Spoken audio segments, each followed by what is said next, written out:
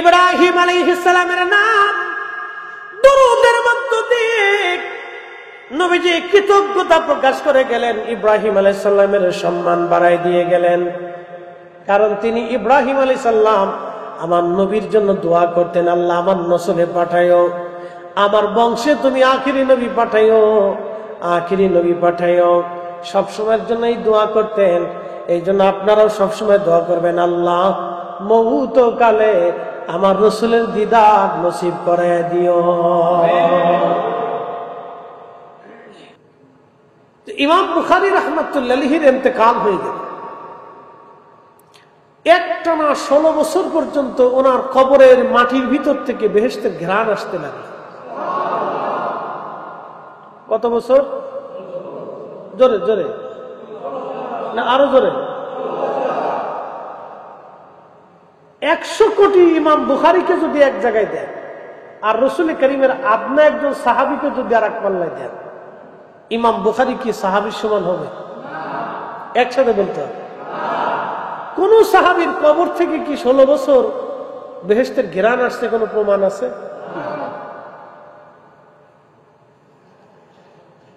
বুঝে থাকি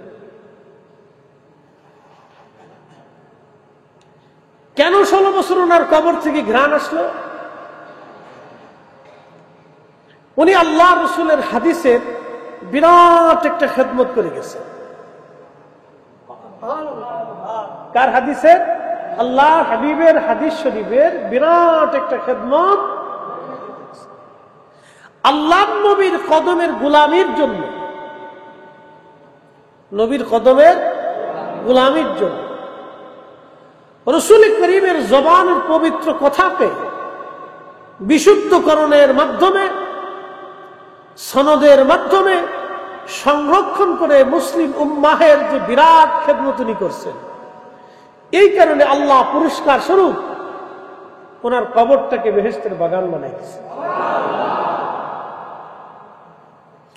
আজকে মিলাদুন নবীর মাহফিল কাকে কেন্দ্র করে? নবীকে কেন্দ্র করে। ইমাম বুখারীর কবর উজালা হলো কাকে কেন্দ্র করে? নবীকে কেন্দ্র করে। একসাথে বলবেন আল্লাহু আকবার। ইমাম বুখারী যদি রাসূল করিমের জবান মিশ্রিত বাণী হাদিসের খেদমতের কারণে ওনার কবর উজালা হতে পারে, তাহলে আল্লাহ রসুলের আগমনে সন্তুষ্ট হয়ে আল্লাহর জিকির ফিকির ইবাদতের মজলিস কায়েম করার কারণে আল্লাহ বেজার হবে কেন?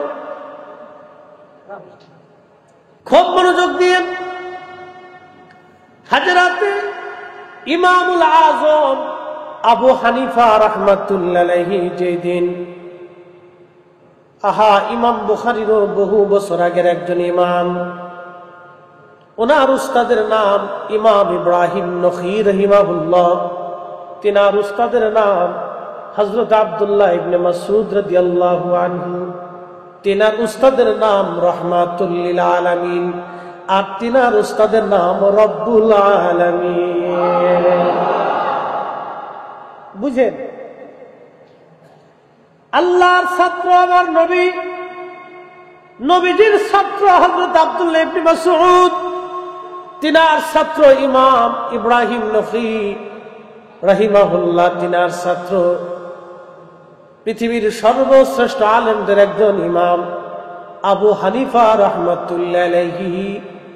ও বাজান, 80 বছর পর্যন্ত, দুঃখিত 40 বছর পর্যন্ত এশার ওযু দিয়ে একটানা 40 বছর ফজরের নামাজ পড়েছেন।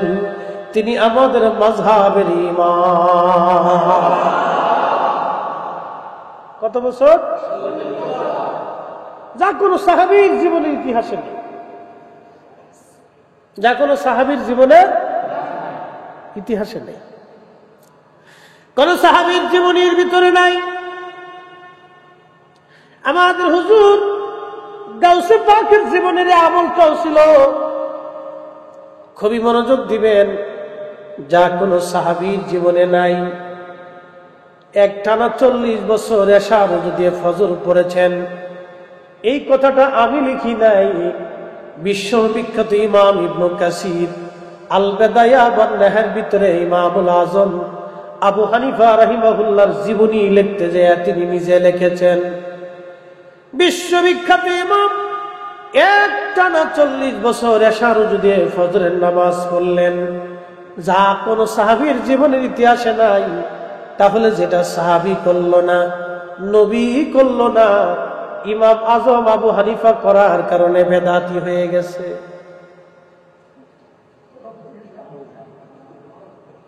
বুঝে যেতে হবে ইবাদতটা কার ছিল।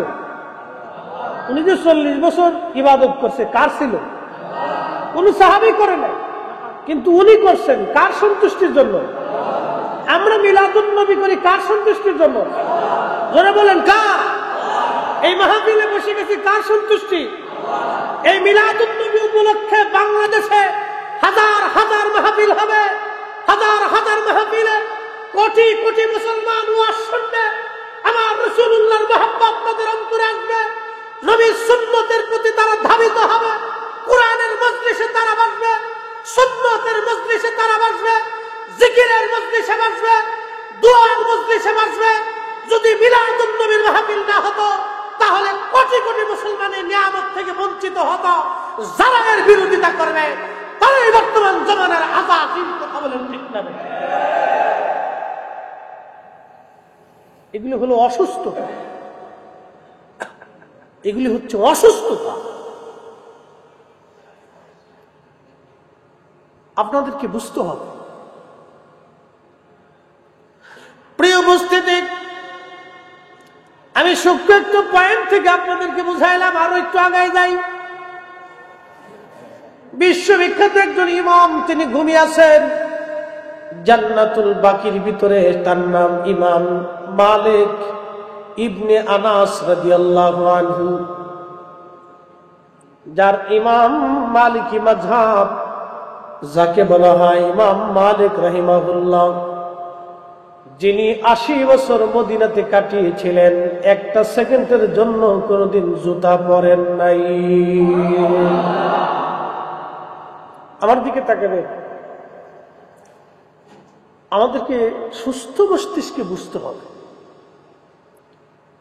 আমাদের আসলে কিছু অসুস্থতাও আছে, কিছু বক্তারাও আছে, তাদের এক ধরনের মানসিক অসুস্থতা আমি মনে করি আর কি।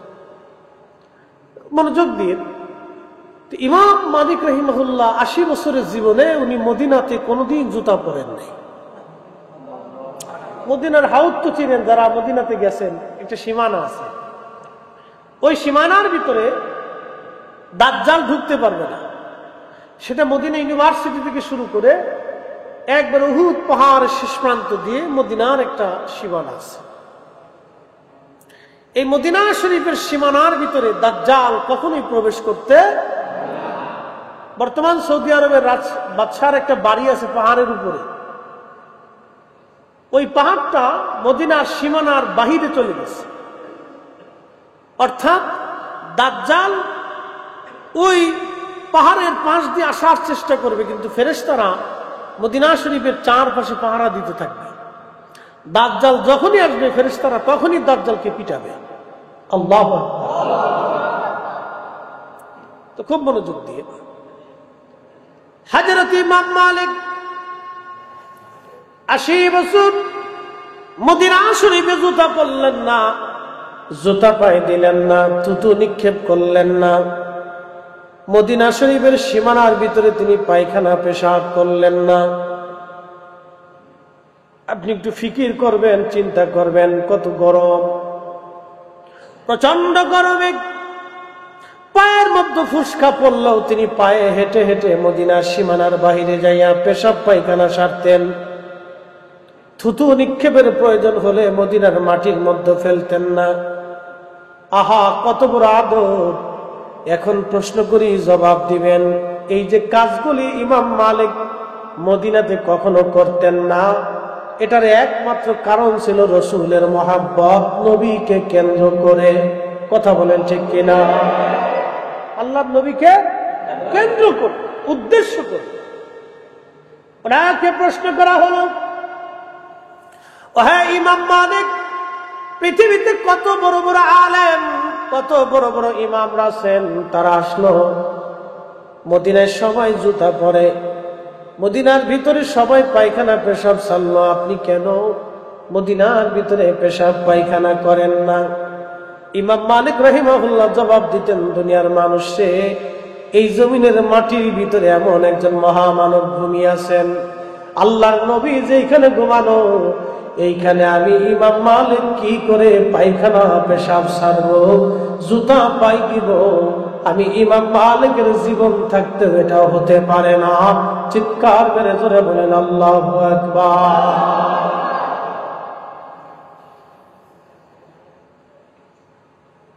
আল্লাহর নবীর ভালোবাসার জন্য 100 বারের মতো আল্লাহর নবীজির সঙ্গে তার স্বপ্নে জিয়ারত হয়ে গেল। সুবহানাল্লাহ। কি আছে? প্রশ্ন করি, জবাব দিবেন। কোন বেদাতির সঙ্গে কি নবী দেখা দেয়? কোন বেদাতির সঙ্গে কি নবী দেখা দেয়? আবার বলেন, কোন বেদাতির সঙ্গে কি নবী দেখা দেয়? জুতা পরলেন না, পায়খানা করলেন না, পেশাব করলেন না, থুতু ফেললেন না, যা কোন সাহাবীর জীবনের ইতিহাসের মধ্যে লেখা নাই। কিন্তু ইমাম মালিক সেটা করলেন। সাহাবী যেটা করলো না, ইমাম মালিক সেটা করলো। ইমাম মালিক যেটা করেছেন সেটা রাসূলকে কেন্দ্র করে, নবীর সম্মানের জন্য করার কারণে আল্লাহর নবী তার সঙ্গে 100 বার স্বপ্নে দেখা দিয়েছে। মিলাদুন নবী কাকে কেন্দ্র করে? জোরে জোরে জোরে জোরে জোরে। এই মাহফিল কাকে কেন্দ্র করে?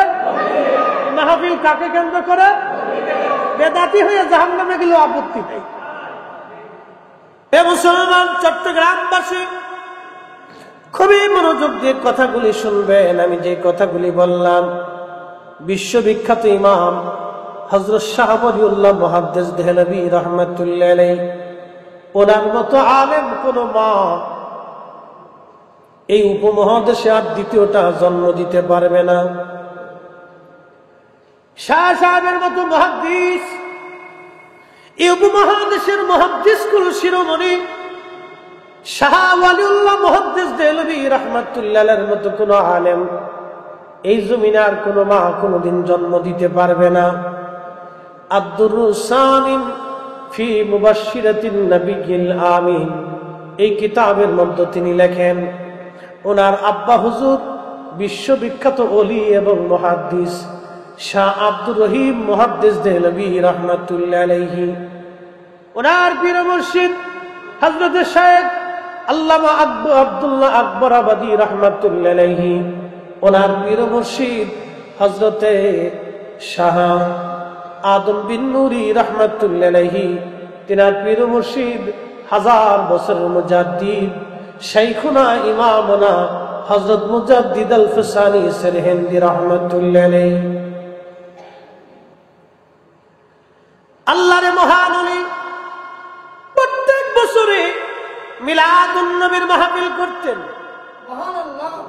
প্রত্যেক বছরে রবিউল আউয়াল মাসে তিনি মিলাদুন নবী সাল্লাল্লাহু আলাইহি সাল্লামের মাহফিল সাজাইতেন। গরুর গোশত ভুনা করে, খাসির গোশত ভুনা করে সবাইকে মেহমানদারি করতেন। এক বছর দারুণ অভাব এসে গেল, তেমন কোনো ইন্তজাম ওনার কাছে নাই। শাহ ওয়ালিউল্লাহ মুহাদ্দিস দেহলভী রাহমাতুল্লাহ আলাইহি বলেন, আমার আব্বা জান ছোলার চনা বুট এনে সবাইকে ছোলার চনা বুট রান্না করে মিলাদুন নবী পালন করলেন। মেহমানদারি শেষ হয়ে গেল, বাড়ি চলে গেলেন সবাই। রাত্রিবেলা শাহ আব্দুর রহিম মুহাদ্দিস দেহলভী রাহমাতুল্লাহ আলাইহি ঘুমানো, স্বপ্নের ঘরে দেখতেছে রাহমাতুল লিল আলামিন তশরীফ এনেছে। বেদাতিরে নবী স্বপ্ন দেখা? বেদাতিরে নবীজি স্বপ্ন দেখা? কোন শিরিকিকে নবী স্বপ্ন দেখায়? কখনোই না। পৃথিবী উল্টে যাবে, কোন বেদাতিকে নবী স্বপ্ন দেখাবে না। কোন বেদাতিকে নবী স্বপ্ন দেখায় না, কোন পাপিষ্ঠকে নবী স্বপ্ন দেখায় না। আল্লাহর নবী যার উপরে খুশি তাকেই শুধু নবীজি স্বপ্ন দেখান। সহিহুল বুখারীর কিতাবুর রুজ্জাতে আল্লাহর নবী বলেন, মান রাআনি ফিল মানামি ফাকাদ রাআল হক, যে আমাকে স্বপ্ন দেখলো সে বাস্তবে আমি নবীকে দেখলো। যে স্বপ্ন দেখেছে সে বাস্তব নবী দেখেছে। আমি নবী নিজে গিয়েছি, নবী গেছি, ছবি যাই নাই। নবী আসে, ছবি আসে না। নবী নিজে স্বপ্নে আসেন, ছবি আসে না। আল্লাহ নবী বললেন যে আমাকে স্বপ্ন দেখেছি, সত্যি সে আমি নবীকে দেখলো। কারণ আমি নবীর সুরত শয়তান ধরতে পারে না। পৃথিবীর সব কিছুর সুরত শয়তান ধরতে পারে, কিন্তু আমি নবীর সুরত শয়তান ধরতে পারে না। আমি নবী স্বপ্ন দেখা দিলাম তো বাস্তবেই দেখা দিলাম। আমি নবী কথা বললাম তো বাস্তবেই কথা বললাম। শাহ ওয়ালিউল্লাহ মুহাদ্দিস দেহলভী আত-তুরুস সাবিনের ভিতরে তিনি লিখতেছেন, আমার আব্বা জান স্বপ্ন দেখতেছেন আল্লাহর নবী জান্নাতের ভিতরে, জান্নাতুল ফিরদাউসে খাজিনার ভিতরে ওই সোলার চড়াবুটগুলি সামনে নিয়া আমার নবীজি মুস্কি মুস্কি শাহ সাহেবের দিকে তাকায়া হাসতেছে। জোরে বলা যাবে কি সুবহানাল্লাহ? কুরআন শরীফ বলতেছে, ওয়া ইযা আখাযাল্লাহু মিসাকান নাবিয়্যিন। আজকে যেরকম আপনারা সবাই বসে গেলেন, আমি শুধু ঢাকা থেকে জুমার নামাজ পড়ে রওনা করলাম, আপনাদের মাঝে আসলাম। চিন্তা হলো হুজুর আসবে, কিছু কথা শোনাবে। আল্লাহ রাব্বুল আলামিন তখনও মানব জাতি দুনিয়াতে পাঠান নাই। মানব জাতি দুনিয়াতে পাঠান নাই। আল্লাহ কেবলমাত্র ওই রুহের জগতে, মেসাকের জগতে আমার আল্লাহ পাক একটা সম্মেলন ডাক দিলেন। এই সম্মেলনে আমরা ছিলাম না শুধু 1,24,000 নবী এবং 313 জন রাসূল ছিলেন। 1,24,000 নবী, 313 জন রাসূল এই সম্মেলনে ছিলেন। আল্লাহ আর একটা সম্মেলন ডাক দিলেন, সেটা সমস্ত রুহের জগতের সবাই আমরা ছিলাম। ওই সম্মেলনে আমার মালিক জিজ্ঞেস করলেন, আলাস্তু বিরাব্বিকুম, আমি কি তোমাদের রব নই? সেই দিন সবার আগে যিনি বালা বলে ডাক দিয়েছিলেন তিনি অন্য কেউ না, তিনি রাহমাতুল লিল আলামিন। আর আমার নবীর পিছনে পিছনে আগে আগে যারা বালা বলে ডাক দিয়েছিলেন তারা নবী এবং সাহাবায়ে কেরাম, এবং এরপরে আমরা। আল্লাহু আকবার। সেই দিন আমরা সবাই বালা বলেছিলাম, হ্যাঁ আপনি আমাদের রব। এই সম্মেলন সমস্ত রুহু সবাই ছিল, কিন্তু আর একটা সম্মেলন আল্লাহ করলেন। সেই সম্মেলনে শুধু 1,24,000 নবী রসুলকে আল্লাহ বসাইয়া, আমার রসুলকে পাশে বসে আমার আল্লাহ আমার নবীর মর্যাদার কথা নবীদের সামনে ব্যক্ত করেছিলেন। একবার জোরে বলা যাবে আল্লাহু আকবার। আল্লাহ বলেন, ওয়াইজ স্মরণ করেন নবী আমার সেই দিনের কথা। আখাযাল্লাহু মিসাকান নাবিয়্যিনা লামা আতাইতুকুম মিন কিতাবিন ওয়া হিকমাতিন সুম্মা জাআকুম রাসূলুম মুসাদ্দিকুল লিমা মাআকুম লা তু'মিনুন্না বিহি। আল্লাহর কোরআন বলতেছে, হুজুর সমস্ত নবীদেরকে আমি আল্লাহ বসাইয়া সেই দিন নবীদের কাছ থেকে ওয়াদা নিয়েছিলাম, যেটাকে আলমে মেসাকের জগৎ বলা হয়। আমি আপনাদেরকে আলম সম্পর্কে অভিহিত করি। মোল্লা আলী কারি মাক্কি আল মাউরিদের মধ্যে তিনি লেখেন, আল্লাহ সৃষ্টির মধ্যে 18,000 আলম আছে। 18,000 আলম অনেকে না বুঝে বলে 18,000 মাখলুকাত। আসলে মাখলুক 18,000 না। বিজ্ঞানের গবেষণা অনুযায়ী পৃথিবীতে 4 লক্ষ প্রজাতির জীব এবং জীবন আছে। বিজ্ঞানীদের গবেষণায় 4 লক্ষ প্রজাতির জীব এবং জীবন আছে, মানুষ সহ 4 লক্ষ প্রজাতির জীব জীবন। বিজ্ঞানের গবেষণায় ভুল হতে পারে, আরো বেশি জীব জীবন আল্লাহর সৃষ্টির মধ্যে আছে, কিন্তু প্রজাতি হলো 4 লক্ষ।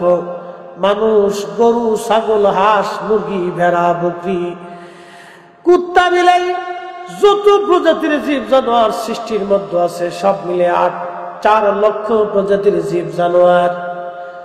4 লক্ষ প্রজাতির জীব আল্লাহর পৃথিবীর মধ্যে আছে। মোল্লা আলী কারি লিখতেছেন 18,000 মাখলুক না, 18,000 আলম। আলম মানে জগৎ, আলামিন মানে জগৎ সমূহ। আলমকে একটা জগৎ বোঝানো হয়। যে পৃথিবীর মধ্যে আপনি আছেন, এই পৃথিবীটা একটা জগৎ। এই পৃথিবীর পরে কবরের জগতে আপনি চলে যাবেন, সেটা আলমে বারজাখের জগৎ, কবরের জিন্দেগি বলা হয়। এখন আপনি আছেন দুনিয়ার জগতে, তার আগে ছিলেন আপনি রেহেমের জগতে। আলমুর রেহেম, মায়ের পেটের ভিতরে 6 মাস সর্বনিম্ন সীমা, কারো 10 মাসও হতে পারে, 8 মাসও হতে পারে, 7 মাসও হতে পারে, 9 মাসও হতে পারে, কিন্তু সর্বনিম্ন সীমা হলো 6 মাস। মায়ের রেহেমের ভিতরে আল্লাহ আপনাকে তৈরি করলেন।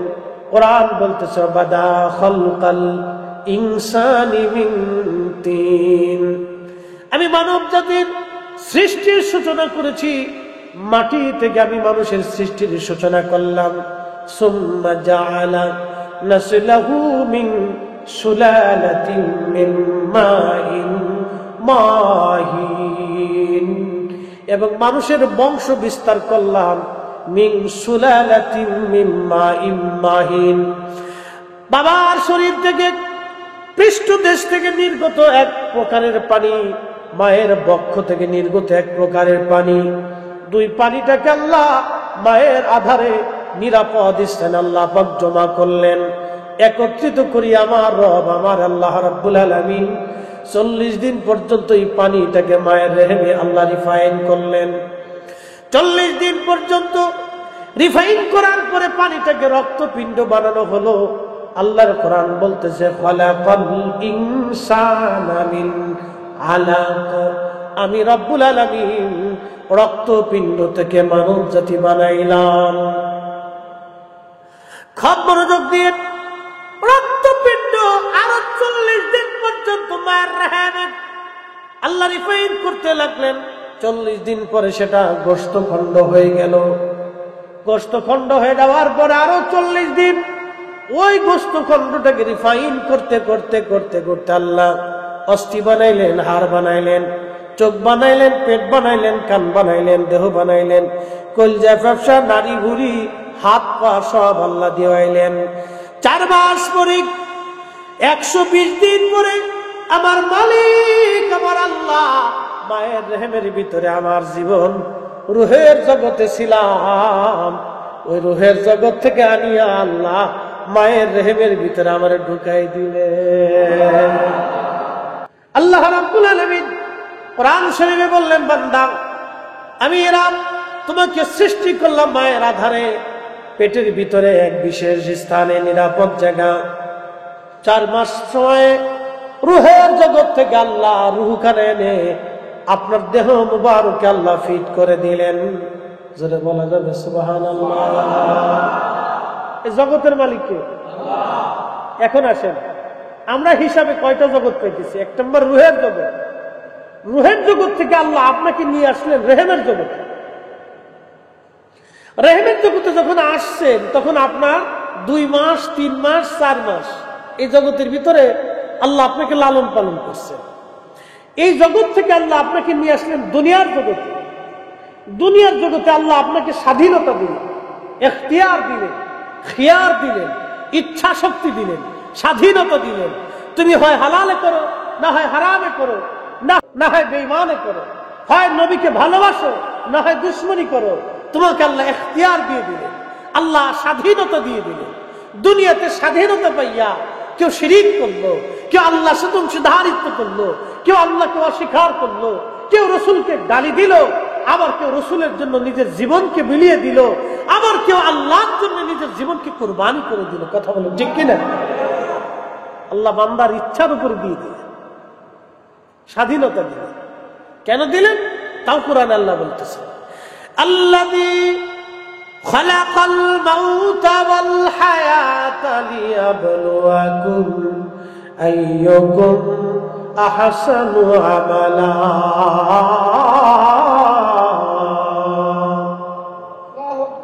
কোরআন বলতেছে তোমার হায়াত, মউত, জিন্দেগি আমি রব্বুল আলামিন, আমি আল্লাহ এই হায়াতি মউতি জিন্দেগি আমি আল্লাহ রব্বুল আলামিন নির্বাচন করলাম, সৃষ্টি করলাম আমি আল্লাহ পরীক্ষা করার জন্য। আইয়ুকুম আহসানু আমালা, কে উত্তম আমল করো, ভালো আমল করো, আমি রব্বুল আলামিন সেটা দেখব।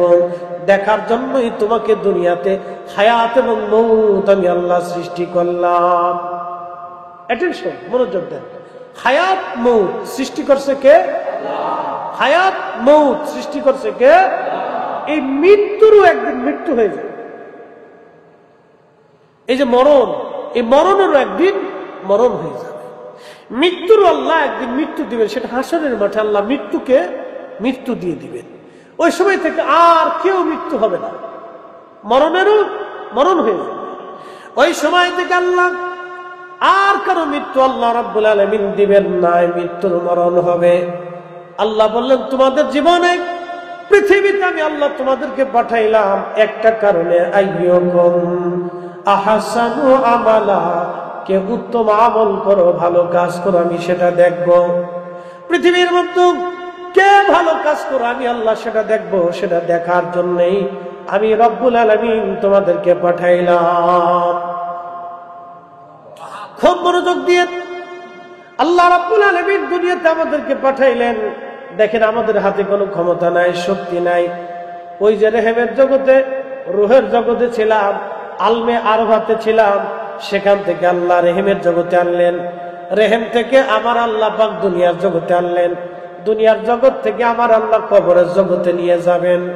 কবরের জগৎ শেষ হয়ে যাওয়ার পরে আমার রব আমাদেরকে আবার হাসরের জগতে উঠাবেন। জোরে বলা যাবে সুবহানাল্লাহ। এই সব জগতের রব কে? রব কে? রহমত কে? রহমত আল্লাহ না তো, রহমত নবী। রব কে? রহমত কে? রব কে? রহমত কে? রুহের জগতের রহমত নবী, রুহের জগতের রব কে? রহমত কে? রেহেমের জগতের রব কে? রহমত কে? দুনিয়ার জগতের রব কে? রহমত কে? কবরের জগতের রব কে? রহমত কে? হাসরের ময়দানের রব কে? রহমত কে? জান্নাতের জগতের রব কে? রহমত কে? আপনি রাসূলকে বাদ দেওয়ার তো কোনো সুযোগ নেই, আল্লাহ নিজেই জড়াই রাখছে। আলহামদুলিল্লাহি রাব্বিল আলামিন, সব জগতের রহমত রব আমি আল্লাহ হাবিব, আপনাকেও মাহরুম করি নাই। শুনে যান, উম্মতকে জানায় দেন, ওমা আরসালনাকা ইল্লা রাহমাতাল লিল আলামিন। চিৎকার করে জোরে বলেন মারহাবা। আল্লাহর কোরআন বলতেছে, ওয়াইদ আখাযাল্লাহু মিসাকান নাবিয়্যিনা লামা আতাইতুকুম মিন কিতাবিন ওয়া হিকমা। ওই মিসাকের জগতে, সেই মিসাকের জগতে আমি রব আপনাকে সামনে নিয়ে সব নবীদের সম্মেলনে আমি আল্লাহ আদম সফিউল্লাহ, ঈসা রূহুল্লাহ, মূসা কালিমুল্লাহ, ইব্রাহিম খলিলুল্লাহ, হযরত দাউদ আলাইহিস সালাম, হযরত সুলাইমান আলাইহিস সালাম, নূহ আলাইহিস সালাম, ইব্রাহিম, ইসমাইল, ইসহাক, ইয়াকুব, ইউসুফ, হারুন আলাইহিস সালাতু ওয়াস সালাম আলাইহিমুস সালাম, সব নবীদেরকে আমি আল্লাহ উপস্থিত করে বললাম, হে নবীরা, তোমাদেরকে নবুয়ত দিব, কিতাব দিব, হিকমত দিব, সম্মান দিব, মুজিজা দিব, ইজ্জত দিব। নবুয়তের মহান সম্মানের অলংকারে তোমাদেরকে অলংকারিত করব, ওই সম্মানের মালা তোমাদের গলায় পরাবো, কিন্তু শর্ত হলো সুম্মা জাআকুম রাসূল, আমার যে রসুল দেখতেছো এই রসুল যদি তোমাদের মাঝে যায়, আমার যে নবী দেখতেছো, দেখেন তখন নবীরা নবুয়ত পাই নাই। এই জন্য আল্লাহর নবী খুবই মনোযোগ দিবেন। আল্লাহর হাবিব মিম্বার শরীফে দাঁড়াইয়া উম্মতের মাঝে নবীজি বলতেন, উম্মতেরা শোনো, দা ইব্রাহিম খলিলুল্লাহ, আমি ইব্রাহিম আলাইহিস সালামের দোয়া। দেখেন একটা প্রবাদ বলছিলাম, শরফুল মাকিনা ওয়া শরফুল মাকান, শরফুল মাকানে ওয়া শরফুল মাকিন।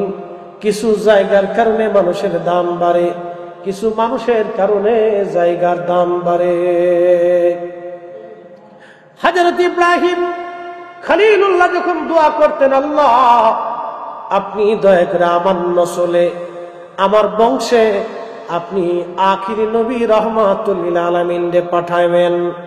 আল্লাহ আপনি আমার নসলে, আমার বংশে আখিরি নবী আপনি দয়া করে পাঠাবেন। যখনই দোয়া করতেন তখন ইব্রাহিম আলাইহিস সালাম এই কথা বলতেন, আল্লাহ গো, ওই নবীরে তুমি আমার বংশের মধ্যে পাঠায়ো, কারণ ওই নবীর চাইতে দামি নবী আর কেউ নাই। আল্লাহর নবী বলতেন, ওদা ইব্রাহিম খলিলুল্লাহ, আমি ইব্রাহিম আলাইহিস সালামের দোয়ার ফসল। ইব্রাহিম আলাইহিস সালাম আমারে নিয়ে দোয়া করতেন এবং তার বংশে আসার জন্য আল্লাহর কাছে দরখাস্ত করতেন। তার অর্থ হলো ইব্রাহিম আলাইহিস সালাম আমার নবীর বরকত নেওয়ার জন্য তার নসলে, তার বংশে আসার দোয়া করতেন। সেই জন্য আল্লাহর নবী দুরূদ শরীফের ভিতরে ইব্রাহিম আলাইহিস সালামের নাম উল্লেখ করে দিয়া উম্মতে মুহাম্মাদীর জন্য বাধ্য করে দিয়ে গেলেন। প্রত্যেক নামাজে দুরুদে ইব্রাহিম যেটা আমরা বলি, এটা মূলত আল্লাহর নবীর কৃতজ্ঞতা। ইব্রাহিম আলাইহিস সালামের নামখানা উল্লেখ করে দিয়া তিনার মিল্লাতের বাবা ইব্রাহিম আলাইহিস সালামকে আল্লাহর নবী নিজে সম্মানিত করে দিয়ে গেছেন। একবার জোরে বলা যাবে কি মারহাবা।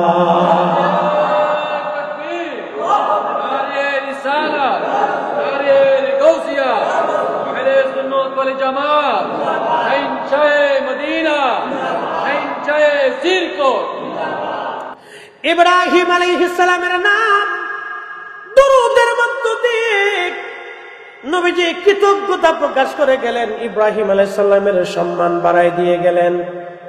কারণ তিনি ইব্রাহিম আলাইহিস সালাম আমার নবীর জন্য দোয়া করতেন, আল্লাহ আমার নসলে পাঠায়ো, আমার বংশে তুমি আখিরি নবী পাঠায়ো, আখিরি নবী পাঠায়ো। সবসময়ের জন্য এই দোয়া করতেন। এই জন্য আপনারাও সবসময় দোয়া করবেন, আল্লাহ মউত কালে আমার রসুলের দিদার নসিব করায় দিও। বনি ইসরায়েলের 70,000 নবী আসছেন, ইসমাইল আলাইহিস সালামের নসলে মাত্র একজন নবী আসছেন।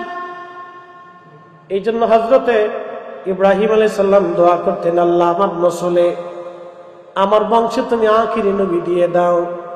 আল্লাহ তারে এতই বরকতময় বানাইলেন, তিনার বংশে আখিরি নবী আসছে।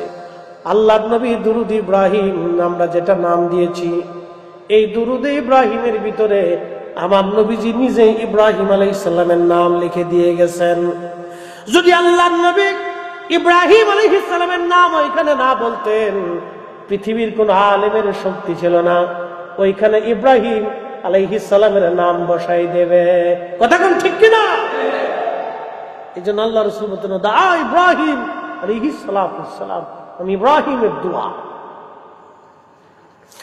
ওয়াবাশারাতু ঈসা রূহুল্লাহ আলাইহিস সালাম, আমি হযরত ঈসা রূহুল্লাহর সুসংবাদ। ঈসা আলাইহিস সালাম যেই মাহফিলে দাঁড়াইতেন, যখনই তিনি ওয়াজ করতেন, উম্মতের মাঝে তার কালেমার দাওয়াত দিতেন।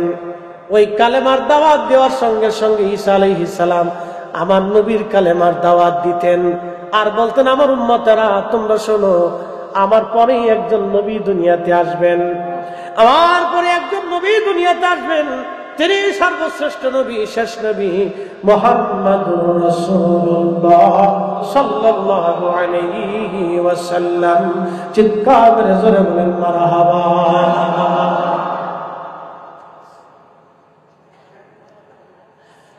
আল্লাহর নবী আরো ডাক দিয়ে বলেন, সাহাবীরা আরে তোমরা শুনিয়া নাও সাহাবীরা, আল্লাহ রাব্বুল আলামিন যখন আমার মায়ের রেহেম থেকে দুনিয়াতে আমার আনলেন, আমার মা দেখলেন খারাজা মিনহা নূর, আমার মায়ের ভিতর থেকে নূর মুবারক বের হয়ে যায়।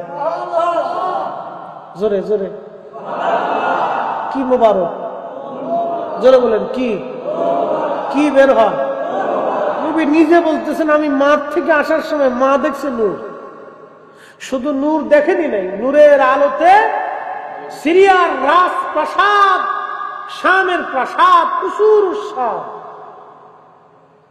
শামের রাজপ্রাসাদ পরিষ্কার দেখা গেছে। আরব থেকে, মক্কাতুল মুকাররমা থেকে, জাবাল আবু কুবাইসের পাহাড়ের পাদদেশে আল্লাহর হাবিবের পবিত্র গৃহ মুবারক, ঘর মুবারক থেকে হযরতে হামেনা রাদিয়াল্লাহু আনহা তিনি দেখেছেন কুসুরুশ শাম, সেই নূরের আলোতে শামের রাজপ্রাসাদ দেখা যাচ্ছে। সেটা রোমানদের রাজপ্রাসাদ ছিল, রোমান সাম্রাজ্যের রাজধানী ছিল। সেই প্রাসাদ পরিষ্কার মতো দেখা যাচ্ছে। একসাথে বলা যাবে আল্লাহু আকবার। এখন বলেন, হেদায়েতের আলো না অরিজিনাল আলো? হেদায়েতের নূর না অরিজিনাল নূর? আল্লাহর নবী ওই সময় সৃষ্টিতে আসার সময় অরিজিনাল নূর হয়ে এসেছিলেন। এখন আপনি মানলেও মানতে পারেন, না মানলেও মানতে পারেন। ধর্ম তো জোর করে মানানোর কিছু নাই। জোর করে মুসলমান বানানো যায়? অধিকার আছে ইসলামে যে গলার মধ্যে ছুরি দিলে কেমন যে বেটা কালমা পড়? যদি এটা হতো তাহলে সৃষ্টিতে মানুষত্ব থাকতো না। কারণ ক্ষমতা কিন্তু চিরস্থায়ী না। এই উপমহাদেশে বহু পথ পরিবর্তন হয়েছে। সেই মোহাম্মদ ঘুরি থেকে, কাসেম থেকে শুরু করে রাজা বাদশা, জয় পরাজয় আসছে, অলিরা আসছে। অলিরা কোনোদিন জোর করে কাউকে কালেমা পড়ান নাই, কোন রাজা বাদশারা কোনোদিন জোর করে তলোয়ার ধরে কালেমা পড়ান নাই। ইমাম মোল্লা আলী কারি মক্কি আল মাওরিদুর রাবি ফি মাউলিদিন নবী সাল্লাল্লাহু আলাইহি সাল্লাম এই কিতাবের মধ্যে তিনি লিখতেছেন, আমার নবীজি ধাত্রীমা ছিলেন হযরত হালিমাতুস সাদিয়া রাদিয়াল্লাহু আনহা। তিনি আসতেছিলেন মক্কাতুল মুকাররমায় ধাত্রীমা হওয়ার জন্য। হযরত হালিমা বললেন, দুনিয়ার মানুষে আমার ঘরের মধ্যে বড় অভাব এসে গেল, ক্ষুধার কারণে আমি জীর্ণ শীর্ণ হয়ে গেলাম, আমার উটের দুধ পর্যন্ত কমে গেল, গাধা পর্যন্ত দুর্বল হয়ে গেল, আমার ছোট্ট বাচ্চাটা দুধ না পেয়ে জীর্ণ শীর্ণ হয়ে গেল, এতই পরিমাণে অভাব। চিন্তা করলাম মক্কাতুল মুকাররমে এক ভাই যাইয়া যদি একটা বাচ্চা ধাত্রী হিসেবে নিয়ে আসতে পারি, তাহলে মোটা অঙ্কের কিছু পয়সা করে আমি পাব। সেই আশা নিয়ে সুদূর তায়েফ থেকে রওনা করলাম। যারা হালিমাতুস সাদিয়া রাদিয়াল্লাহু আনহার বাড়ি তায়েফে গিয়েছেন, সেটা বহু দূর। এখন তো রাস্তা হয়ে গেছে, তখন রাস্তাঘাটও ছিল না। পাহাড়ি আঁকা বাঁকা ওই চিকন জীর্ণ শীর্ণ রাস্তা বেয়ে বেয়ে তারা আসতো। কি কঠিন জমানা ছিল সেই দিন। হালিমাতুস সাদিয়া রাদিয়াল্লাহু আনহা বলেন, স্বামীকে সাথে নিয়ে ছোট্ট শিশু আমার কোলের বাচ্চাকে কোলে নিয়ে রওনা হয়ে গেলাম। আমার ছোট্ট মেয়েটাও সাথে ছিল। একটা উট একটা গাধায় চড়ে আমরা সবাই রওনা হয়ে গেলাম। খুব জীর্ণ শীর্ণ, ধীরে ধীরে ধীরে ধীরে আস্তে আস্তে আমি যে সময় আসি তার 3 দিন আগে সবাই বাচ্চা কাচ্চা নিয়ে চলে গেছে। আমি 3 দিন পরে মক্কায় ঢুকলাম। এসে দেখি সারা মক্কার ভিতরে কারো বাড়ি কোনো সন্তানাদি নাই। আহা, সারা মক্কাতে কারো বাড়ি কোনো বাচ্চা নাই। একটা বাচ্চা আছে আমেনার ঘরে। আব্দুল্লাহর সন্তান, কিন্তু সে মারা গিয়েছে। তারা গরিব, বাবা ঘরে নাই, কে আমাদের এই ভরণ পোষণ দিবে? অর্থ গরিব, কে বিনিময় দিবে? কেউ নাই, এতিম বাচ্চা ছিল না। স্বামীকে বললাম, স্বামী চলো আমরা তায়েফে ফিরে চলে যাই। স্বামী ডাকতে বলেন, হালিমা ফিরে তো চলেই যাব, কোনো বাচ্চা তো সারা মক্কায় না, একটা এতিম বাচ্চা আছে। হালিমা রে, ফিরে তো চলে যাব রে হালিমা, একটা বার চলো, বাচ্চা নেই বা না নেই, চেহারাটা দেখে আসি কেমন, চেহারাটা দেখে আসি। মিলাদুন নবীর মাহফিলে অনেকে পছন্দ করবে না, কিন্তু একটাবার যদি আইসা বসে চিন্তা করে দেখে আসি কেমন, তাও তকদির ঘুরে যেতে পারে, তাও তকদির ঘুরে যেতে পারে। ফতোয়া তো পরে দেন, ফতোয়া পরে মানেন, একবার আসেন বসে, তকদির ঘুরে যেতে পারে। কি কথা কর না, একবার আসেন বসেন, তকদির ঘুরে যেতে পারে। হালিমাতুস সাদিয়া ডেকে বলেন, স্বামী তাহলে চলেন একটা নজর দেখে আসি বাচ্চাটা কেমন। হালিমাতুস সাদিয়া বলেন, আমরা ধীরে ধীরে গেলাম জাবালে আবু কুবাইস, পাহাড়ের পাদদেশ। যদি কোনোদিন মদিনাতে মক্কায় যান, দেখবেন আবু জাহেলের বিরাট বড় বাড়ি ছিল তখন, কারণ বর্তমানে যত বড় ল্যাট্রিন করা হয়েছে তত বড় আবু জাহেলের বাড়ি। পুরা বাড়িতে একটা ল্যাট্রিন বানাইছে তো বাংলাদেশি ইঞ্জিনিয়ার, মারহাবা কর। ওই ল্যাট্রিন যে বানাইছে বাংলাদেশি ইঞ্জিনিয়ার বুদ্ধি দিছে, এইখানেই বানায়। আল্লাহু আকবার, বাঙালি বলে কথা, বিরাট বুদ্ধি দিয়ে দিচ্ছে সৌদি সরকারকে, এইখানেই বানাইতে। আবু জাহেলের বাড়ি একবার সুন্দর করে মেপ করে জায়গা কাইতে দিয়ে সুন্দর করে বানাই দিচ্ছে, এখানেই বানাবে। সারা জীবন হাজিরা সন্তুষ্ট হবে, আসবে একটু কুত্তে হইলেও বুঝতে থিয়ে যাবে। হাজিরা ওখানে গেলেই চিন্তা করে একটু বেসার মেরে দিয়েছে। আবু জাহেলের বাড়ি তো একটু জিনিস রেখে দিয়েছে, যে থাক তোর এখানে রেখে দিয়ে দেয়। আল্লাহ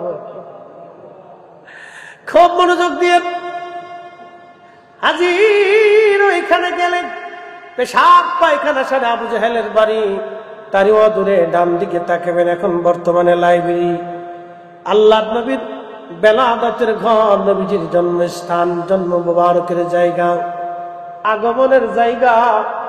ওইখানে চলে গেলেন হালিমাতুস সাদিয়া রাদিয়াল্লাহু আনহা। তিনি বললেন, দোলনার ভিতরে শোয়া আছে। আমি ধীরে ধীরে ধীরে ধীরে গেলাম, যে দেখি সবুজ রেশমের কাপড় দিয়ে আল্লাহর নবীর গা মুবারক, বক্ষ মুবারক ঘিরে রাখা, সবুজ রেশমের কাপড়, জান্নাতি কাপড়। আর একটা কাপড় ছিল সাদা। আল্লামা ইমাম মোল্লা আলী কারি মক্কি আল মাউরিদের মধ্যে লেখেন, সাদা কাপড় দিয়ে নিচে এবং সবুজ কাপড় দিয়ে নবীজি আবৃত করা, এত সুন্দর ঘ্রাণ আসতেছিল, এতই চমৎকার ঘ্রাণ। হালিমা বলতেছে, দুনিয়ার মানুষে আমি যখন চেহারার দিকে তাকাইলাম, দেখলাম মানুষ এত সুন্দর হতে পারে কখনো কল্পনাতে ছিল না।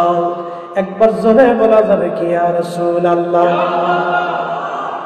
আল্লাহর নবী হালিমাতুস সাদিয়া রাদিয়াল্লাহু আনহা বলেন, দুনিয়ার মানুষে এত সুন্দর চেহারা আমি কোনোদিন আর দেখি নাই।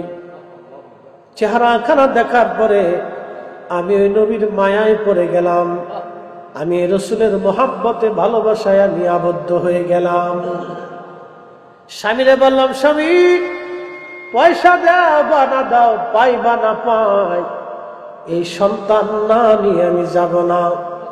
মানুষ এত সুন্দর কি করে হতে পারে, বাচ্চা এত সুন্দর কি করে হতে পারে। দেখবেন মায়েরা ছোট ছোট বাচ্চা দেখলে তারা আদর করে, আল্লাহ তাদের কলিজার ভিতরে বাচ্চাদের প্রতি ভালোবাসা দিয়ে দেয়। হালিমা বলতেছেন, দুনিয়ার মানুষকে বক্ষ মুবারকের উপর থেকে আমি সবুজ রেশমের কাপড় সরাইয়া বক্ষ মোবারকের উপরে আমি আমার আঙ্গুল হাত আলতো আলতো করে মেসেজ করতেছিলাম, যাতে নবীর ঘুম ভাঙ্গে। ঘুম ভেঙে গেল আমার নবীর। আমার দিকে তাকাইয়া রহমতের নবী একটা ছোট্ট করে মুস্কি হাসি দিলেন। ওই হাসি এতই সুন্দর, আমি আরো পাগল হয়ে গেলাম। আমি আরো আশ্চর্য। মোল্লা আলী কারি মক্কি কিতাবের মধ্যে লিখতেছেন, জুলফি মুবারকের মাঝখানে কপাল মুবারক, এই কপাল মুবারকের মাঝখান থেকে একটা নূর মুবারক বের হলো। এই নূর মুবারক বের হয়ে আসমানের দিকে খিলাল সামা, মধ্য আকাশ পর্যন্ত এই নূর মুবারক চলে গেল। হালিমাতুস সাদিয়া বলেন, আমি কপাল মুবারকে চুমা খাইলাম। চুমা খাই আমি বুঝতে পারলাম এই শিশু সাধারণ কোন শিশু না। এই শিশু আর 10টা বাচ্চার মতো না। কোলের মধ্যে নিলাম আমি, আমার স্তনের দুগ্ধ ধরে পান করাইলাম। আমি দুর্বল ছিলাম, সবল হয়ে গেলাম। আমার উট একটা দৌড় দিয়ে কাবা শরীফের সামনে যাইয়া, হেরেমে খুদার ঘরের সামনে যাইয়া আমার উট সেজদার মধ্যে পড়ে গেল। উট সেজদার মধ্যে পড়ে গেল। উট সেজদার মধ্যে পড়ে গেল দৌড়াইয়া। আল্লাহু আকবার। হালিমাতুস সাদিয়া বললেন, আমি আমার রসুলকে আদর করতে লাগলাম, খাওয়াইতে লাগলাম। স্বামী উট নিয়ে এসে দহন করার জন্য উট দহন করলেন। এক কাতরা দুধ হতো না, যে উটের পাতিল ভরে দুধ নিয়ে আসলেন স্বামী। এসে ডাক দিলেন, হালিমা, টাকা না পাইলেও এই বাচ্চা ছাড়া আমরা তায়েফে ফিরে যাব না রে হালিমা। এটা কেমন বরকতের বাচ্চা রে হালিমা, আজকে উট এত পরিমাণে দুধ দিয়েছে, আমার সংসার যেন বরকতে ভরে গেছে। সারা রাত্র আমরা এমন আরামে আনন্দে কাটাইলাম। হালিমাতুস সাদিয়া বললেন, আমাদের অভাব সেই দিন থেকে দূর হয়ে গেল। নবীরে পাইয়া আমার উট বারবার কাবা শরীফের সামনে যেয়ে সেজদায় পড়ে যেতে লাগলো। জোরে বলা যাবে আল্লাহু আকবার। হালিমাতুস সাদিয়া রাদিয়াল্লাহু আনহা বলেন, দুনিয়ার মানুষে বিদায় নিব, গাধার পিঠের উপরে চড়ছি, আমার পেয়ারা নবীকে আমি কোলের মধ্যে নিলাম। হযরতে সাইয়্যিদা আমেনা রাদিয়াল্লাহু আনহা, যিনি ওই জমানার তাহেরা তয়্যিবা, আল্লাহর নবী বলতেন, উম্মত তোমরা শোনো, তুনকালু মিন সালিবিন ইলা রাহিমিন ইজা মাদা আলামুন বাদা তবা। আমাকে আল্লাহ সুল থেকে রেহেম, রেহেম থেকে সুল, পর্যায়ক্রমে পৃথিবীতে আদম সফিউল্লাহ থেকে নূরে মুহাম্মাদি হযরত আব্দুল্লাহ বিনার রেহেমের মাধ্যমে দুনিয়াতে আসছে। আল্লাহর নবী বলতেন, ওই নূরে মুহাম্মাদি আমি নবী যে রেহেমে যে সেকেন্ডে ছিলাম, তারা ওই জমানার তাহের তয়্যিব, তাহেরা তয়্যিবা। আমার আব্বা ছিলেন তয়্যিব এবং তাহির, আমার মা জননী ছিলেন তাহেরা তয়্যিবা। আমার মায়ের মতো, বাবার মতো পবিত্র পুরুষ, পবিত্র নারী ওই জমানাতে আর একটাও ছিল না। একবার জোরে বলবেন কি মারহাবা।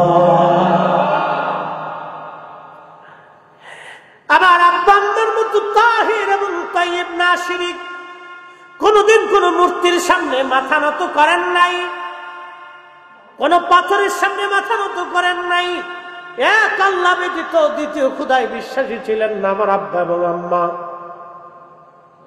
আমার আব্বা আম্মা কুফরি, জাহিলিয়াতের কোন কুকর্ম, কোন খারাপি, শরাবি, নাপাকি, হারামি কোন কাজে আমার আব্বা আম্মার গায়ে বাতাস পর্যন্ত লাগে নাই।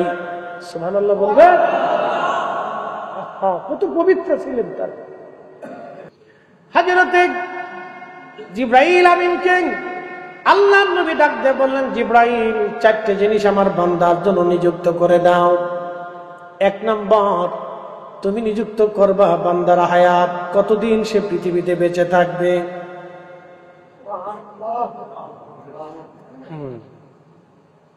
হায়াত শেষ, থাকার আর সুযোগ নাই। হায়াত শেষ, থাকার আর সুযোগ নাই। যদি সুযোগ নাই থাকে তাহলে আজকে থেকে চিন্তা, আল্লাহ আর নামাজ ছাড়বো না।